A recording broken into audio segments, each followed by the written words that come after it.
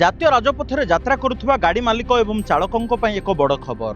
Overloading ସମସ୍ୟାକୁ ରୋକିବା ପାଇଁ କେନ୍ଦ୍ର ସରକାର ଏବେ ଆଣିଛନ୍ତି କଡ଼ା ନିୟମ। 15 ଏପ୍ରିଲରୁ ସାରା ଦେଶରେ ଲାଗୁ ହୋଇଛି ନୂଆ ଜରିମାନା ବ୍ୟବସ୍ଥା। ଆସନ୍ତୁ ଜାଣିବା କ'ଣ ରହିଛି ଏହି ନୂଆ ଗାଇଡଲାଇନ।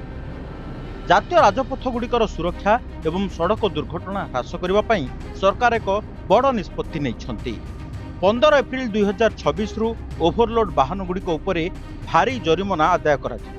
ଏହି ନିୟମ ଅନୁଯାୟୀ ଅତିରିକ୍ତ ଓଜନର ଶତକଡ଼ା ଆଧାରରେ ଶୁଳ୍କ ଧାର୍ଯ୍ୟ କରାଯାଇଛି। କେତେ ଲାଗିବ ଜରିମାନା?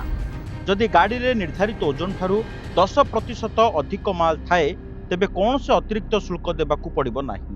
ଓଜନ ଧାର୍ଯ୍ୟ ସୀମାଠାରୁ 10ରୁ 40% ଅଧିକ ହେଲେ ବେସ୍ ଟୋଲ୍ ରେଟ୍ର 2 ଗୁଣା ଜରିମାନା ଦେବାକୁ ହେବ। ଯଦି ଓଭରଲୋଡିଂ 40%ରୁ ଅଧିକ ହୁଏ ତେବେ ବେସ୍ ଟୋଲ୍ ରେଟ୍ର 4 ଗୁଣା ଜରିମାନା ଆଦାୟ କରାଯିବ। ଟେକ୍ନୋଲୋଜି ଦ୍ୱାରା ରହିବ ନଜର। ଟୋଲ୍ ପ୍ଲାଜାଗୁଡ଼ିକରେ ଲାଗିଥିବା ୱେ ଇନ୍ ମୋସନ୍ ସିଷ୍ଟମ ଜରିଆରେ ଗାଡ଼ି ଚାଲୁଥିବା ସମୟରେ ହିଁ ଏହାର ଓଜନ ମପାଯିବ।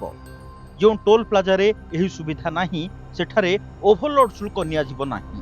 ଏହି ସମସ୍ତ ପେମେଣ୍ଟ କେବଳ ଫାସ୍ଟାଗ ମାଧ୍ୟମରେ କରାଯିବ ଏବଂ ନିୟମ ଭାଙ୍ଗୁଥିବା ଗାଡ଼ିର ସୂଚନା ସିଧାସଳଖ ବାହନ ପୋର୍ଟାଲରେ ଅପଲୋଡ୍ କରାଯିବ।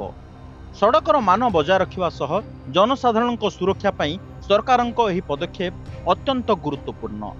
ତେଣୁ ଗାଡ଼ିରେ ଓଜନ ଲଦିବା ପୂର୍ବରୁ ଏହି ନୂଆ ନିୟମ ପ୍ରତି ସତର୍କ ରହନ୍ତୁ।